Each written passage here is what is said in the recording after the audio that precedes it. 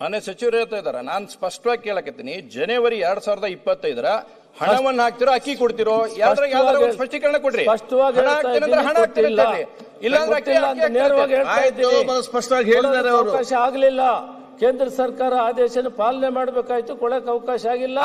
ಆದೇಶ ಪಾಲನೆ ಮಾಡಿ ಅಕ್ಕಿ ಅವ್ರು ಕೊಟ್ಟ ತಕ್ಷಣ ಅಕ್ಕಿಯನ್ನು ಕೊಟ್ಟಿದ್ದೇವೆ. ಅಂದ್ರೆ 2025 ಜನವರಿದು ದುಡ್ಡನ್ನು ಹಾಕಿಲ್ಲ, ಅಕ್ಕಿನೂ ಕೊಟ್ಟಿಲ್ಲ. ಸ್ಪಷ್ಟೀಕರಣ ಸರ್ಕಾರದ ಕಡೆಯಿಂದ ಹೇಳಿದ್ರಲ್ಲ, ಇಲ್ಲ ಅಂತ ಹೇಳಿ ಅಲ್ಲ, ಅದ 2 ಕೊಟ್ಟಿಲ್ಲ ಅಂತ ಸ್ಪಷ್ಟೀಕರಣ ಆಯ್ತು ಅವ್ರ ಕಡೆಯಿಂದ. ಹೌದು, ಅಂದ್ರೆ 1,27,00,000 ಜನರಿಗೆ ಏನು ಕೊಡ್ಲಿಲ್ಲ, ಬಾಕಿದ ಅಕ್ಕಿಯನ್ನು ಕೊಡುವಂತ ಸರ್ಕಾರ ಕಡೆ ಆಗ್ಲಿಲ್ಲ. ಆ ಒಂದು ತಿಂಗಳಲ್ಲಿ ಸರ್ಕಾರ ಕೊಡ್ಲಿಲ್ಲ ಸಕಾಲಕ್ಕೆ ನಾವು ಅಕ್ಕಿ ಕೊಡೋದು. ಅಲ್ಲ ಸರ್, ಅಕ್ಕಿ ಕೊಡ್ಲಿಲ್ಲ ನೀವು 170 ರೂಪಾಯಿದಂಗೆ ಹಾಕ್ಬೋದಾಗಿತ್ತಲ್ಲ, ಏನ್ ಸಮಸ್ಯೆ ಸರ್ಕಾರಕ್ಕೆ? ಆದೇಶ ಕೊಟ್ರೆ ಏನಿಲ್ಲ, ಜನವರಿ ಒಳಗೆ ಅಲ್ಲಲ್ಲ ಮಾನ್ಯ ಅರ್ಥ ಮಾಡ್ಕೊಳ್ಳಿ. ಅವ್ರ ಆದೇಶ ಕೊಟ್ಟ ಮೇಲೆ ನಾವು ಅಕ್ಕಿ ಕೊಡಕ್ ರೆಡಿ ಇದ್ರು ಕೂಡ ತಗೊಳ್ತಾ ಇಲ್ಲ, ಕೊಡ್ತಾ ಇಲ್ಲ ಅಂತ ಆಗ್ತದೆ. ಅದು ಅವಕಾಶ ಆಗ್ಬಾರ್ದು ಅಂತ ಅವ್ರ ಆದೇಶ ಪಾಲನೆ ಮಾಡಿದ್ವಿ. ಓಕೆ, ಅಲ್ಲ ಮಾನ್ಯ ಆಯ್ತು, ಮತ್ತೆ ಬೇರೆ ಹೇಳ್ತೇನೆ ಸರ್, 1 ಮಿನಿಟ್.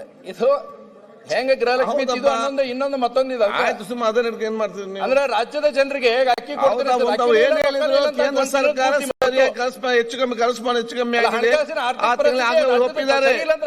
ಪ್ರಶ್ನೆಗೆ ಉತ್ತರ ಸಿಕ್ಕಿದೆ.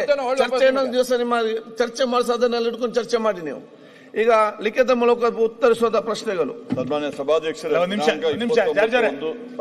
ಒಂದೇ ನಿಮಿಷ ಲಿಖಿತದವ್ರು ಆನ್ಸರ್ ಮಾಡ್ಲಿ.